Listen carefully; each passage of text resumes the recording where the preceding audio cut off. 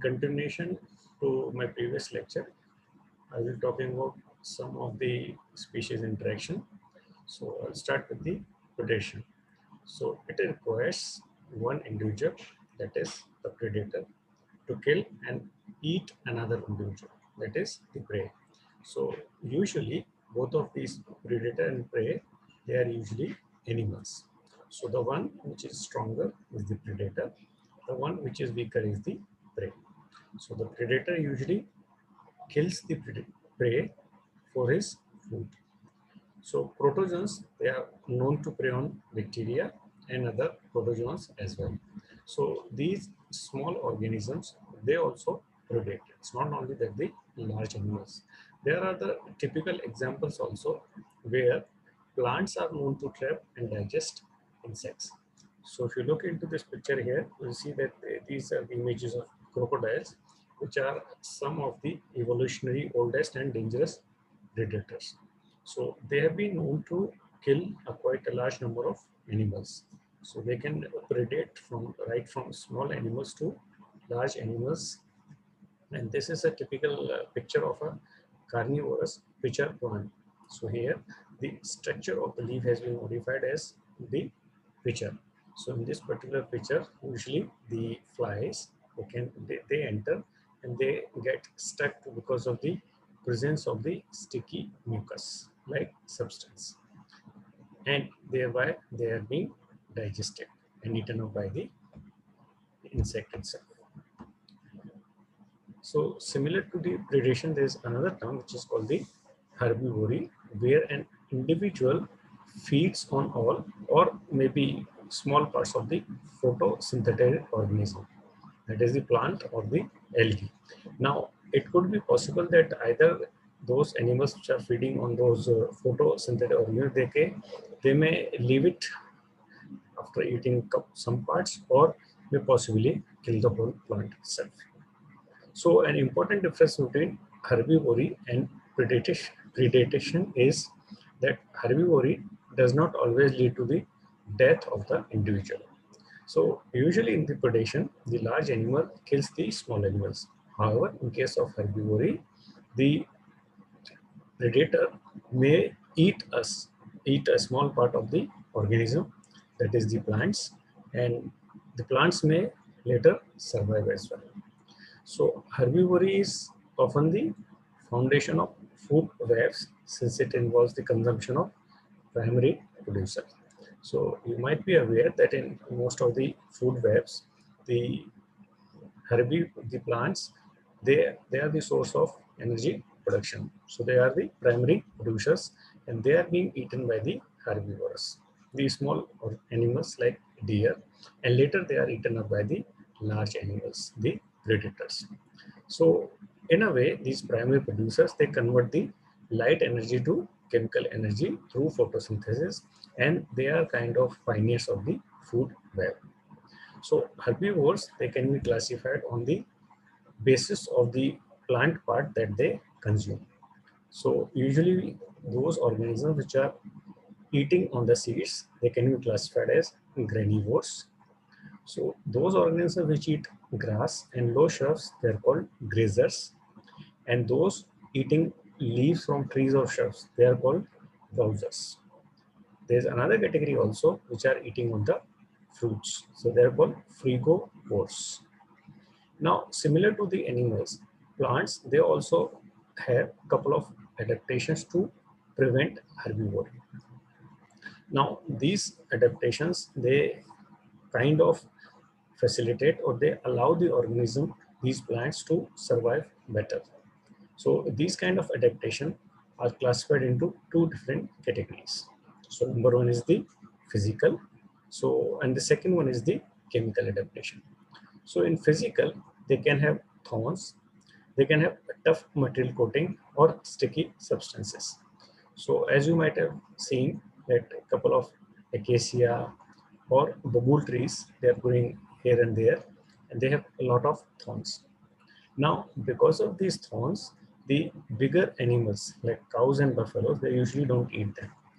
So, and small animals like goat, they can still eat them. So it's the large animals.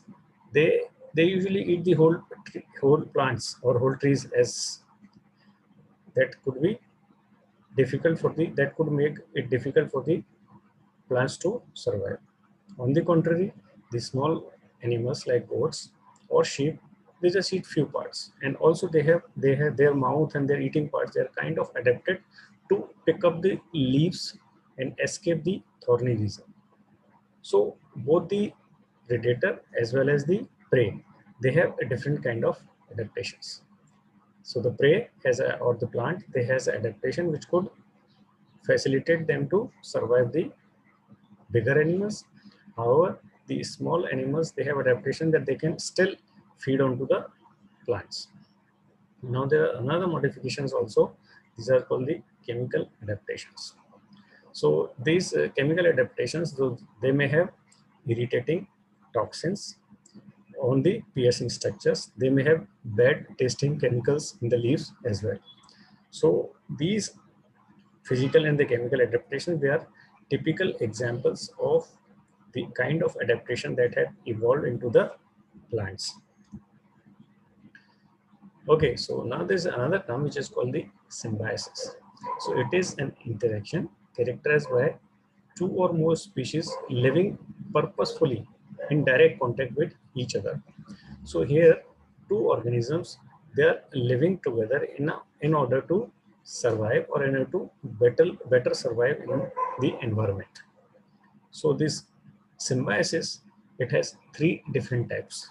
So number one is mutualism, commensalism, and parasitism. So this mutualism is a symbiotic interaction where both or all individuals benefit from the relationship. So here one can say that the organisms which are having this kind of a relationship, they help each other to survive in a better way. So in a way, mutualism can be considered as the obligate or facultative. So it is quite possible that those organisms which are interacting, so those kind of interactions, they at times may be compulsory. So we may say call them as obligate, or sometimes they may not be required. So species involved in obligate mutualism cannot survive without the relationship. So those organisms which are totally into this mutualism kind of interaction, this symbiotic relationship, they cannot survive without this relationship. So those organisms which are having facultative mutualistic species, they can survive individually. So in a way, we can say that the obligate mutualism relationship is a must for both the plants. So both the species. So if those species are separated, then they won't be able to survive. However, those species which are involved in facultative mutualistic interaction, so those organisms, even if they are separated from each other, they will be able to survive. Now there is a typical example of leaf cutter ants and certain fungi. So they have obligate kind of mutualistic relationship. So the ant larvae, they eat only one kind of fungi, and the fungi cannot survive without the constant care of the ants. So now, as a result, so the colonies, they activate the ant colonies. Their activity is usually around cultivation of the fungi. So they provide it with the digested leaf material, can sense if a leaf species is harmful to the fungi, and keep it free from the pest. So in a way, we can say that these ants, they are facilitating the fungi in so that they can grow. So when ample amount of fungi is available, so these ants larvae, now they can feed upon these fungi and they can mature.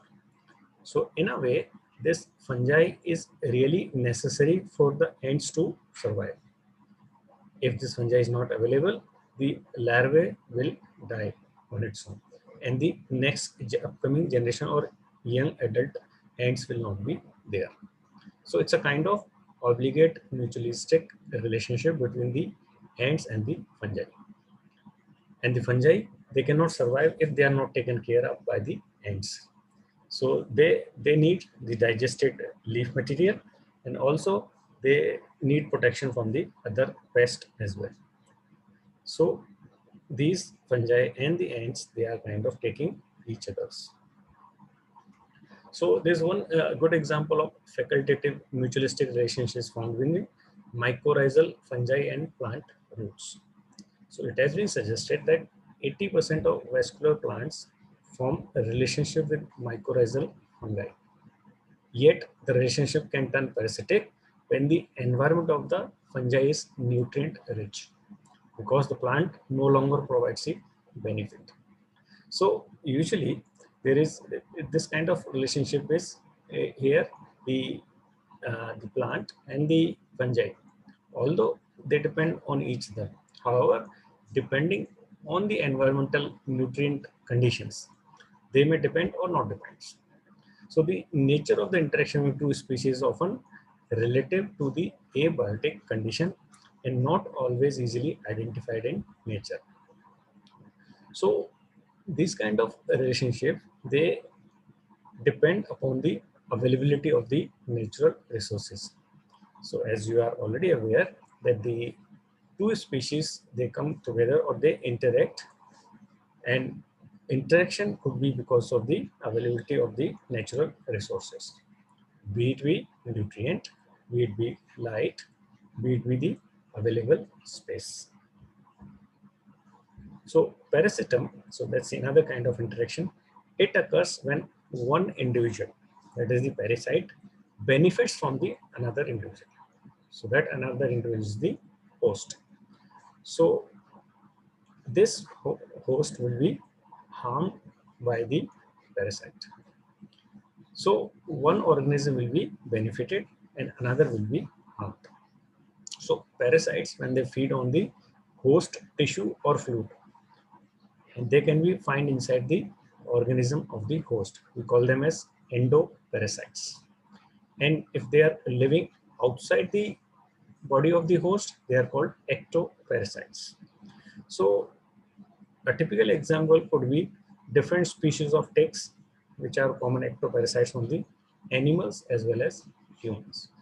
Now, endoparasites could be different. This tapeworms, so they usually live inside the body of certain animals, and at times they may enter into the food chain and may reach into the human intestine as well. So these different kind of parasites, be it endo or be it ectoparasites, they usually are harmful to the host. So if we have, let's say, a tick which is surviving on the body surface of any animal, it will create some kind of trouble. Either it will damage the skin surface, or it will cause any kind of some kind of irritation onto the organism. And if you look at the endoparasites, let's say flatworms or the roundworms, if they enter into the human body, they create troubles. They may even lead to the diarrhea and major sickness of the humans. So parasites typically do not kill their host. So this is a kind of difference between the predator and the parasites. So the predator, they usually kill the prey, but here the parasites, they don't kill their host. They can significantly weaken them. So they may lead to indirect death via illness, affecting the metabolic rate, lowering the overall health, and increased predation potential. So if these parasites are living in the body of organism for longer duration of time, it is quite possible that the amount of energy or the amount of food which the animal is taking up is not used up by the whole organism. A lot amount of energy is being utilized by the parasite. So that weakens the body. They may also interfere with the overall metabolism of the organism, and also this could lead to different kind of illness. So if the metabolism is low, the individual is ill, so that will also lead to decrease in the overall immune system or the overall health of the organism.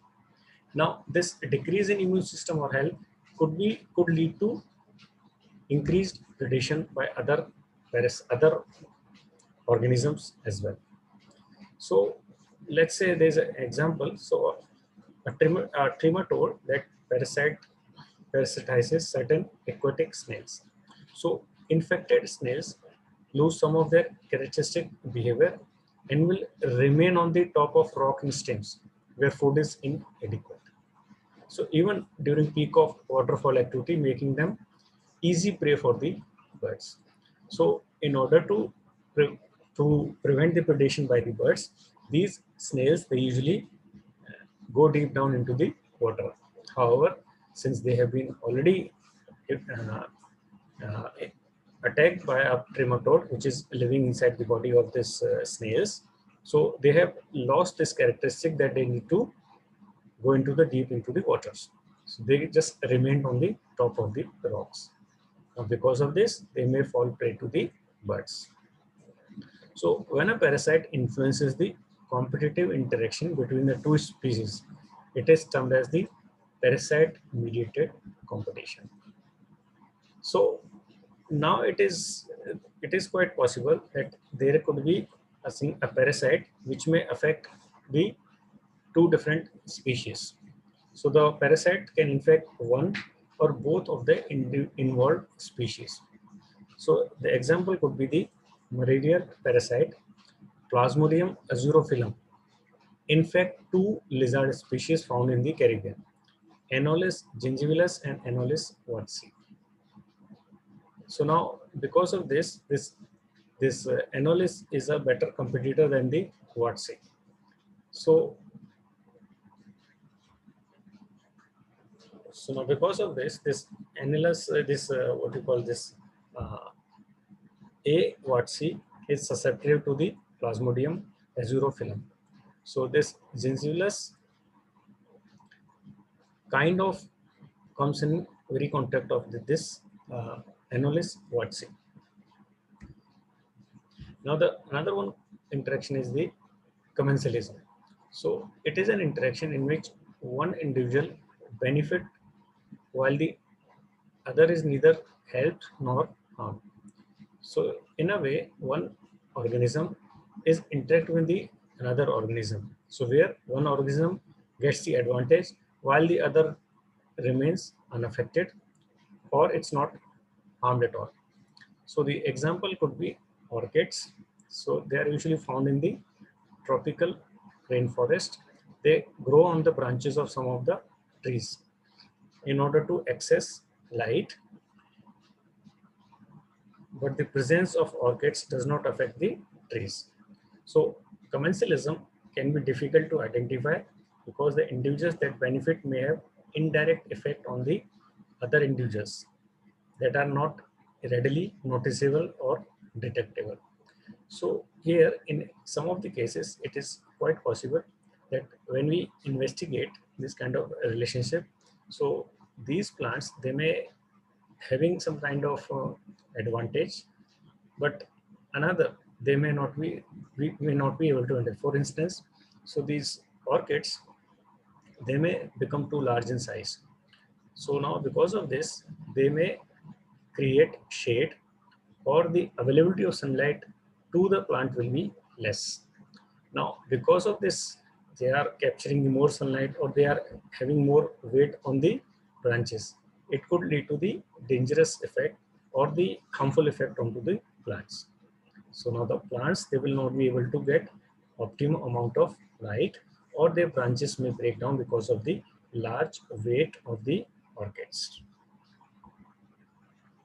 So another relationship is the amensalism.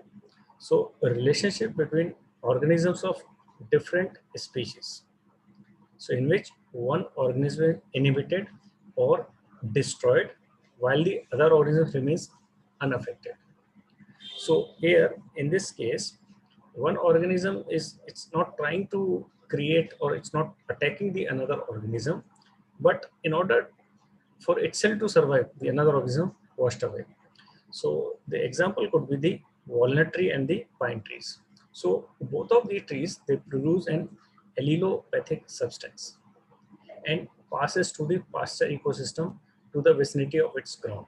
So now because of that, in that particular area, so other plants, they cannot live or grow around these plants. So you might have noticed that in those areas where a lot of walnut or pine trees are available, so in the ground, even small plants or grasses cannot survive. We don't find those kind of vegetation. So these pine trees or the walnut trees, they leave, they release toxic substances which prevent the growth of other individuals. So that's a kind of commensalism. So another example is the penicillin. So penicillins, they also produce some allelopathy compound. So these compounds, they're usually produced by these penicillins. So the aim is just to produce. They are kind of secondary metabolites. Their aim is not to kill anybody, any kind of bacteria. But it has been observed that these allelopathic compounds, they prevent the growth of gram-positive bacteria. And that could be that we have discovered that it could be used for some of the deadly diseases.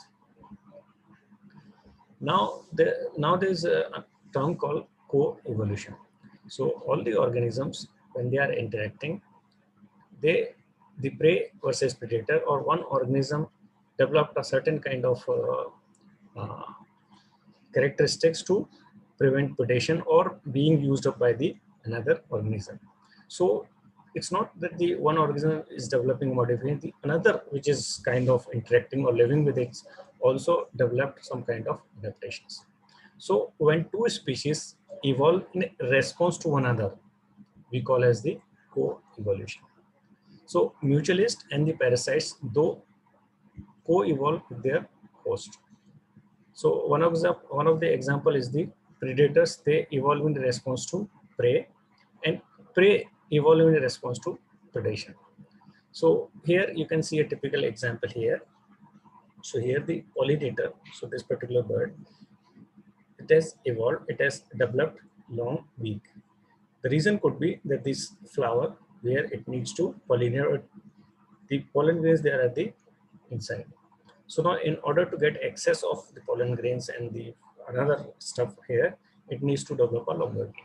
So this kind of adaptation by flower could have been to avoid the attack by the birds. Now with the duration, the longer time, it has, these birds has also adapted. So it could be having observed that initially these birds might be having smaller beak, but as time progressed by, these flowers modified and these birds also modified. So it's kind of co-evolution.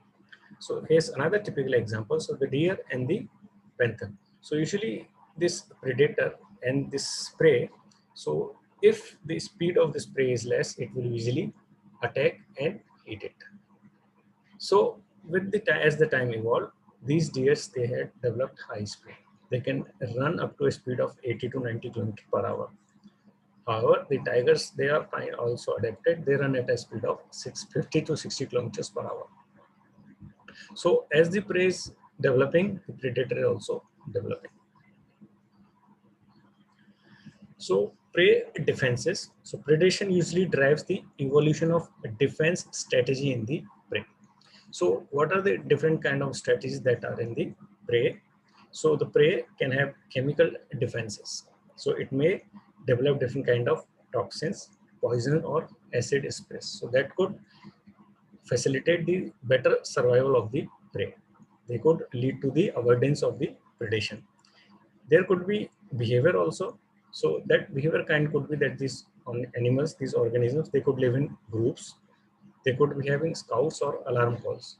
So as and when the predator is seen around, they may arouse signals or they may warn their peers. So they may have different kind of morphological adaptations as well. So these include sharp spines, a characteristic color, structure that allow them to run fast or detect predators. And there are other several traits as well. So one of the important point is also camouflage. So this camouflage is an adaptation that allows animals to blend in with certain aspects of their environment. So here you can see this is one typical figure here. So here, this is a structure of a chameleon. So this is resembling the background, the leaves. So here it is quite difficult to identify where the organism is. Here also you can see this is one of the snakes. So this snake has adapted to this background. So the color of the snake body is totally close to the color of the leaves. So if one looks at it, it is very difficult to identify. So these animals, they blend with their background. So that could be either to avoid predation or to find prey. There's another tool which is called the mimicry. So a prey species may gain significant protection by mimicking the appearance of another species. So we have two different kind of mimicry. One is the Batesian mimicry, another one is the Mullerian mimicry. So in mimicry, as you might have seen that different people like artists, they perform the mimicry of famous people like cricketer, superstar, or politician. So in a way, they try to mimic. So the similar kind of thing is happening here also. So in Batesian mimicry, a palatable or harmless species mimics an unpalatable or harmful model. So it is quite possible that those organisms. So here what we see is the one which is not harmful or which can easily be eaten. It mimics the another organism which is strong. So the what you call the predators, they don't attack it easily, or that is unpalatable, it cannot be eaten. So this is one typical example is here, a viceroy butterfly. So and another is the monarch butterfly. So this viceroy butterfly, it can easily be eaten, it is palatable, it doesn't taste bad. And here this monarch butterfly is distasteful. So the predators, they don't like to eat this one. So usually this viceroy butterfly, this mimics to be a monarch butterfly. So this kind of strategy works, and they avoid predation. Another one is the Mullerian mimicry. So two or more unpalatable species, they resemble each other. So it is quite possible that two unpalatable or two very distasteful species, they could resemble each other. So that resemblance could avoid the predation as well. Although none of them will be preferred to be eaten, but still this kind of mimicry exists. So I'll stop here.